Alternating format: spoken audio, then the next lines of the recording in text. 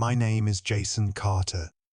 I'm 32 years old and currently serve as a captain in the United States Army. I grew up in a small town in Kentucky where most folks knew each other by name, and the biggest events of the year were the county fair and high school football season. My parents worked hard all their lives. My dad was a welder. My mom cleaned houses. We didn't have much, but they gave me everything they could. After high school, while some of my friends left for college or factory jobs, I enlisted in the military. I wasn't sure what I wanted back then, but I knew I needed structure, purpose, something bigger than me. 10 years have passed since that day I signed my name on the dotted line. I've served tours in Iraq, Kuwait, and most recently Syria. I've seen places most people only read about in news headlines. I've led men through dust storms, slept under armored vehicles, and counted days with tally marks inside my helmet. It's not a glamorous life, but it's real. It's taught me more than any classroom ever could. I met Amber during my last year in college when I was taking online courses through the Army's education program. She was in my English Lit class. Smart, funny with this sharp wit that cut through my seriousness like a blade. We started talking through group assignments, then met in person when I was home on leave. From there, 5 years seemed to fly by. Amber and I built something I thought would last forever. She stuck with me through long deployments, broken calls from forward bases, missed holidays, and the silence that only a combat zone can create. We had plans, an engagement ring, a venue picked out, even a small house we were going to move into once I got back from my final assignment in Syria. I believed we were unshakable, but life has a way of testing what we think we know. And sometimes love doesn't hold up the way we expect it to when the pressure builds. That's where my story really begins, not with medals or missions, but with the moment I came home and everything I thought I had disappeared. It happened on a Wednesday. We were clearing an old supply route outside Aleppo when a small roadside IED went off just a few yards from our convoy. The blast wasn't big enough to flip the vehicle, but it threw me off balance hard enough to dislocate my shoulder and crack a few ribs. Nothing life-threatening, but enough to take me out of the field. They flew me to a military hospital in Germany for treatment and observation. I spent a few days resting, reading, and waiting for clearance to return to the States. I remember thinking that maybe this was a blessing in disguise. I hadn't seen Amber in nearly 9 months, and this meant I'd get home sooner than expected. Maybe surprise her. Maybe make up for missed time. When I finally got my phone back, I called her right away. I expected her to scream in happiness, ask a million questions, maybe even cry like she used to when I came home. But instead, I got silence. The kind that doesn't come from bad reception, but from a shift in the air. I could hear her breathing, but something in her voice felt cold, like she had already decided something before she picked up. She asked if I was okay. I told her it wasn't serious, just a shoulder and some cracked ribs. I said I'd be home in a few days and I couldn't wait to see her. Then she said we needed to talk, not the kind of talk you have over dinner or curled up on the couch. The kind that happens when something is ending and someone doesn't dare to say it outright. She said she'd been thinking. That the distance, the deployments, the uncertainty, it was too much. She said she wanted stability. Someone who could be there. Someone who wasn't always leaving or risking everything. She said she couldn't plan a future with someone whose life was built around a war zone. And then the line that still plays in my head sometimes even now. I can't live with someone who might never come back. Or worse, comes back broken. I didn't speak for a while. I just listened to her justify it, like she was trying to convince herself as much as she was trying to explain it to me. And maybe she was. I don't know. I wasn't angry. I didn't yell or beg or ask her to wait. I just sat there in that hospital bed with the phone pressed to my ear and a strange numbness spreading through my chest. After we hung up, I didn't cry. I didn't even feel it right away. It was like my body was in one place and my mind was floating above me, trying to make sense of what just happened. I had faced live fire mortars and rockets, but nothing had hit me quite like that call. Because out there in the desert, I always knew what I was fighting. But with her, I never saw it coming. I spent the next few weeks in quiet recovery. The physical wounds were manageable. Ice packs, painkillers, rehab exercises. But the emotional part sat heavier than the sling on my shoulder. I didn't tell anyone about Amber. Not my commanding officer. Not the nurses. Not even the 2 guys from my unit who came to check on me. I just said I was fine. I smiled when I had to, nodded when spoken to, and used the silence to sort through the noise in my head. Most days I stuck to a simple routine. Wake up early. Stretch. Read for hours. I found an old copy of Man's Search for Meaning in the hospital library and carried it around like a Bible. The words didn't fix anything, but they reminded me that I still had the choice to shape who I wanted to become after this. I avoided calls. I didn't scroll through photos. I didn't open her last text. I didn't need reminders. Pain, when left alone long enough, starts to change shape. It becomes quieter, more familiar. You stop trying to fight it and just learn how to carry it better. Nobody saw the shifts happening inside me. I didn't post about heartbreak. I didn't look for sympathy. But every time I did it, another set of shoulder lifts or finished another chapter of a book, I felt just a little more like myself. Not the version Amber loved. Not the soldier who got left behind. Just a man who was learning how to rebuild on his own terms. Some people fall apart and show it. Others fall apart quietly and rebuild stronger than before. I chose the second way, because sometimes silence is the most disciplined kind of strength there is. The email came one morning just as I was finishing my rehab session. At first, I thought it was some routine paperwork from personnel, something about clearance or post-deployment surveys. But when I opened it, the subject line made me pause.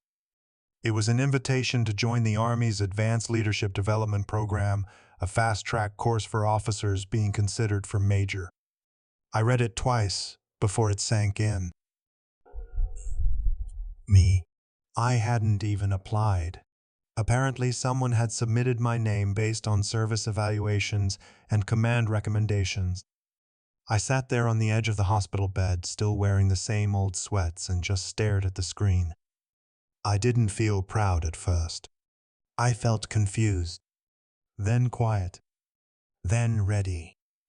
It didn't take long to accept. The program started in 6 weeks. I didn't tell anyone right away. Not my parents, not my old team. This wasn't about impressing anybody. It was about reclaiming something inside myself that had been buried under all the noise. The uniform, the pain, the broken engagement, they had started to define me. I needed something new. Something I chose. Every day after that, I trained a little harder. I read more. I studied leadership principles, case studies, tactics, and psychology. I watched videos of generals giving speeches and took notes, not on what they said, but how they stood. I wasn't chasing rank. I was chasing clarity. This wasn't just a career move. It was a lifeline, a map out of the version of myself that felt stuck, a mission I could control. I didn't know what kind of leader I'd become, but for the first time in a long time, I wanted to find out. My mom told me it happened on a Saturday afternoon, the kind where the wind feels heavier than usual and everything moves a little slower. She was folding laundry by the window when she saw a car pull up to the curb. At first, she didn't recognize the woman stepping out, hair tied back, face pale, shoulders stiff like she had rehearsed this moment 100 times. Then she saw the photo in Amber's hand. An old picture of me in uniform, The one we took the day I left for Syria. My mom said her heart sank. Not from anger, not from fear. Just that strange ache when something long buried suddenly shows up on your front porch. Amber stood there for a while before knocking. My dad opened the door. He didn't say much, just nodded and stepped aside, letting her in like he was letting in a gust of cold air. She sat at the kitchen table, fingers trembling around the mug of tea my mom placed in front of her. She didn't drink it. She just stared at the steam and spoke in broken lines.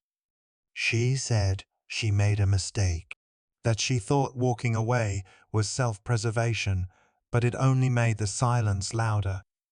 That she missed me. That she didn't care about timelines or uncertainty anymore. That she just wanted one chance to say sorry, to be forgiven, to explain. My parents listened, not judging, not rescuing, just letting her speak.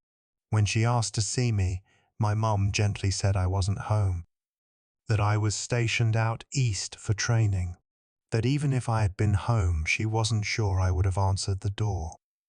Amber didn't cry loudly. She cried quietly, the kind of tears that fall when there's nothing left to defend. My dad handed her a tissue. My mum touched her shoulder. Nobody said the words she wanted to hear. After a while, she stood up, thanked them, and walked out.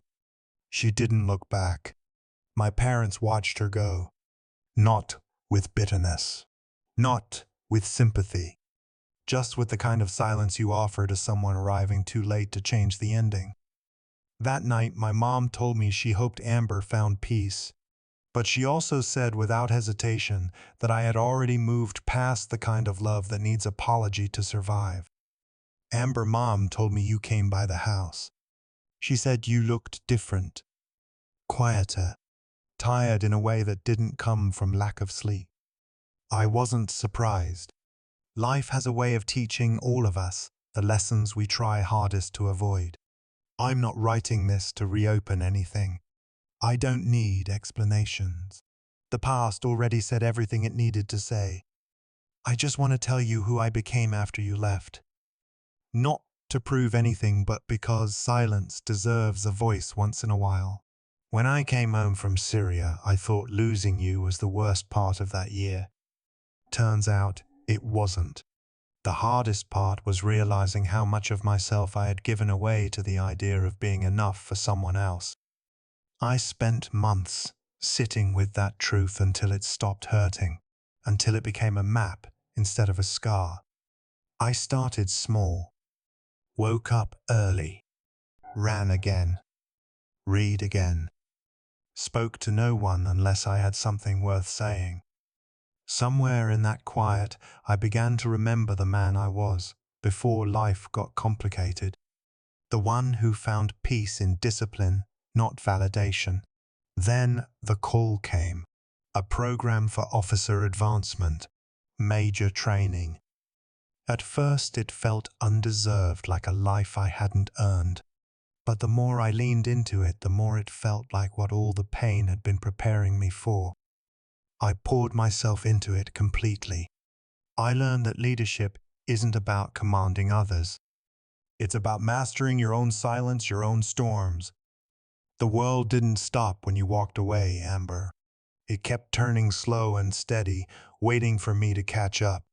And I did. I learned to stand on ground that didn't shake every time someone left. I built something steadier, something no one can take or abandon. I don't hate you. I don't wish things had gone differently. In some strange way, you helped me become who I was meant to be. You taught me what love without strength looks like and what strength without love can build. If you ever wonder how I'm, just know this. I'm not the man you left behind in that hospital bed. I'm not waiting for anything or anyone. You left a soldier, but I became a leader. The ceremony was small. No grand stage, no public announcement, no champagne toast. Just a folded flag on a wooden table, a firm handshake from my commanding officer, and the quiet hum of a base still going about its day. I was officially promoted to major that morning. I stood there in dress blues while someone pinned the gold oak leaf to my collar. There were claps, a few nods, and a photo I never posted. The moment didn't need applause. It wasn't about recognition. It was about who I had to become to get there. After the ceremony, I went back to my room, changed into gym clothes, and ran 5 miles. It felt more real than anything else that day. Because rank is a title, but the strength it takes to carry it, that's built in silence in choices no one sees. I met Leela 2 weeks later during a joint leadership and field medicine workshop. She was a military physician, sharp, calm, always a step ahead of everyone in the room. She didn't know I had just been promoted. Didn't seem to care either. She asked me about my opinion on field triage, then asked if I wanted to grab coffee after the session. No small talk. Just straight honesty. We started slow. Lunch in the base cafeteria. Walks between lectures. Conversations about everything except our ranks. She never once asked about my service record or deployments. Instead, she wanted to know what books I read. What kind of music did I play during workouts? Whether I preferred rain or snow. I didn't try to impress her. I didn't have to. She wasn't looking for medals. She was looking for presence. Someone who could be in a moment without drifting into the past or racing toward a future. And for the first time in a long time, I had that to offer. With Leela, everything felt simple. No pressure to explain why I was quiet some nights. No need to prove anything. She saw me, not the uniform, not the patch, not the weight I carried. Just me. There was no dramatic turning point. No fireworks or grand gesture. Just the slow, steady return of something I thought I had lost forever. Peace. The kind that comes not from forgetting what happened, but from no longer needing it to define you. Some people heal by forgetting. Others heal by remembering in a softer light. I didn't need to prove I had moved on. I just needed to live like I had. And that's exactly what I started doing with her quietly and without applause. If you've ever been left behind, I want you to hear this. You are not your lowest moment. You are not the silence that follows someone walking away. And you are definitely not what they decided you weren't worth staying for. When Amber left, I thought I was broken. I thought maybe she saw something in me I couldn't fix. But time has a way of showing you the truth when the noise dies down. The truth is people leave for their own reasons. Sometimes those reasons have nothing to do with who you are and everything to do with who they're not ready to be. Let them go. Let the ones who doubt your worth find someone easier to understand. And while they're out there searching for comfort, you build. You train. You heal. You stop looking at your reflection like it's missing something and start seeing it as the beginning of everything strong. No one deserves to be defined by the chapter they barely survive. That version of you, the one who waited, who cried quietly, who felt not enough, is not your story's ending. It's the part where the fire started, and from that fire, something better is always forged. Find people who see the real you, the quiet you, the tired you, the still healing you, the kind of people who don't flinch when you're not at your best, because the right ones won't run when things get hard. They'll stay. They'll show up. They'll make the hard parts feel a little lighter just by being there. If someone walked away from you, let that be their lesson, not your punishment. You were never too much. You were just too real for someone still afraid of depth. So keep going. Keep building. Keep becoming. because the day will come when you look back and realize their goodbye was the best thing that ever happened to your life. You don't need them to see your worth. You only need to live like you finally do.